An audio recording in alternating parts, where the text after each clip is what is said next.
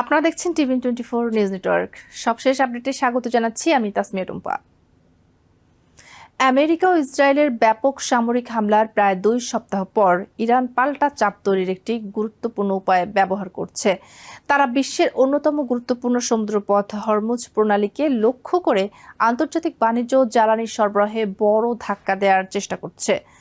Iran প্রণালী দিয়ে চলাচলকারী জাহাজগুলোর উপর হুমকি দিচ্ছে, ইরাকের একটি বন্দরের কাছে তেলবাহী ট্যাঙ্কারে হামলা চালিয়েছে এবং সমুদ্রপথে মাইন পোতা শুরু করেছে। এর ফলে তেলের দাম দ্রুত বেড়েছে এবং বৈশ্বিক বাণিজ্যেও অস্থিরতা তৈরি হয়েছে। বিশ্লেষকদের মতে ইরান দেখাতে চাইছে যে সামরিকভাবে দুর্বল হয়ে পড়লেও তারা এখনও আমেরিকার জন্য বড় অর্থনৈতিক ও সামরিক সমস্যা তৈরি করতে সক্ষম। এই পরিস্থিতিতে যুদ্ধ কিভাবে এবং কখন শেষ করা হবে সেই বিষয়ে প্রেসিডেন্ট ডোনাল্ড ট্রাম্পের হিসাব আরও জটিল করে তুলেছে। ইরানের নতুন সুপ্রিম লিডার মুস্তফা খামেনি ইঙ্গিত দিয়েছেন, হরমুজ প্রণালীকে চাপের হাতিয়ার হিসেবে ব্যবহার অব্যাহত থাকবে। যুদ্ধের শুরুতে বিমান হামলায় তার বাবা নিহত হওয়ার পর তিনি নেতৃত্বে আসেন।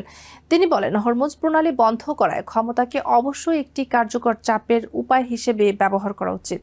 ইরানের পদক্ষেপের কারণে আমেরিকা এখন বাণিজ্যিক জাহাজকে নৌবাহিনীর নিরাপত্তা দিয়ে প্রণালী পার করানোর সম্ভাবনা বিবেচনা করছে এবং একই সঙ্গে সমুদ্রে পুঁতে রাখা মাইন পরিষ্কার করার পরিকল্পনা করেছে।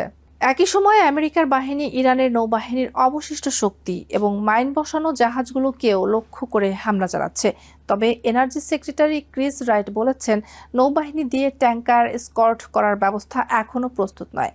তার মতে প্রথমে ইরানের সামরিক অবকাঠামোর ওপর আরও কয়েকদিন বিমান হামলা চালানো প্রয়োজন হতে পারে। পারস্য উপসাগর থেকে বিশ্ব বাজারে তেল রপ্তানির প্রধান পথ হলো এই হরমুজ প্রণালী। সবচেয়ে সরু অংশে এর প্রস্থ প্রায় 20 মাইল এবং এটি সরাসরি ইরানের দক্ষিণ উপকূলের পাশ দিয়ে গেছে। এই অবস্থান ইরানকে ছোট দ্রুতগতির নৌকা, সাবমেরিন, ড্রোন, নৌযান, সমুদ্র মাইন এবং উপকূল থেকে ক্ষেপণাস্ত্র হামলার মতো নানা কৌশল ব্যবহার করার সুযোগ দেয়।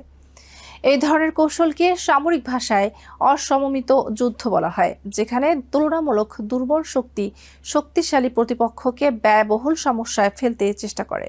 যুদ্ধ শুরুর আগে প্রতি ব্যারেল তেলের দাম ছিল প্রায় $70, এখন তা $100 উপরে উঠে গেছে। পরিস্থিতি আরও খারাপ হলে দাম $200 পর্যন্ত পৌঁছতে পারে বলে আশঙ্কা করা হচ্ছে। হরমুজ প্রণালী দিয়ে রপ্তানি হওয়া তেল ও গ্যাসের 80% বেশি এশিয়ায় যায়, ফলে অনেক এশীয় দেশের জন্য বড় সরবরাহ সংকট তৈরি হতে পারে। তবে চায়না যুদ্ধ শুরুর আগে থেকেই তেলের মজুত বাড়িয়েছে। দেশটির কৌশলগত মজুদে প্রায় 1.2 বিলিয়ন ব্যারেল তেল রয়েছে, যা সমুদ্রপথে আমদানির প্রায় 115 দিনের সমান। ইরান ইতিমধ্যে প্রণালীতে মাইন বসানো শুরু করেছে বলে আমেরিকার সেন্ট্রাল কমান্ড জানিয়েছে। আমেরিকার দাবি, তার এখন পর্যন্ত প্রায় 30টি মাইন বসানো জাহাজে হামলা চালিয়েছে। তবে ইরান এখন ছোট নৌকা ব্যবহার করছে, যেগুলোর সংখ্যা শত এমনকি হাজারও হতে পারে। এই মাইন পরিষ্কার করা আমেরিকার নৌবাহিনীর জন্য অত্যন্ত বিপজ্জনক এবং ব্যয়বহুল হতে পারে। এতে কয়েক সপ্তাহ সময় লাগতে পারে এবং নৌসেনাদের সরাসরি ঝুঁকির মুখে পড়তে হবে। একই সঙ্গে যুদ্ধ পরিচালনার জন্য ব্যবহার করা যুদ্ধ জাহাজগুলোকে এই মাইন পরিষ্কার অভিযানে পাঠাতে হলে সামরিক পরিকল্পনাতেও কঠিন সিদ্ধান্ত নিতে হতে পারে। বিশ্লেষকদের মতে এই সংকটের বড় একটি প্রভাব পড়তে পারে পারস্য উপসাগরের আমেরিকার মিত্র দেশগুলোর উপর, যেমন সৌদি আরব ও ইউনাইটেড আরব আমিরাত।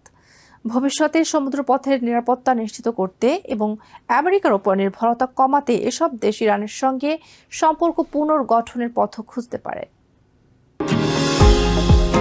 নিউ ইয়র্ক থেকে সম্প্রচারিত TVN24 টেলিভিশন বিশ্বজুড়ে বাঙালির কণ্ঠস্বর।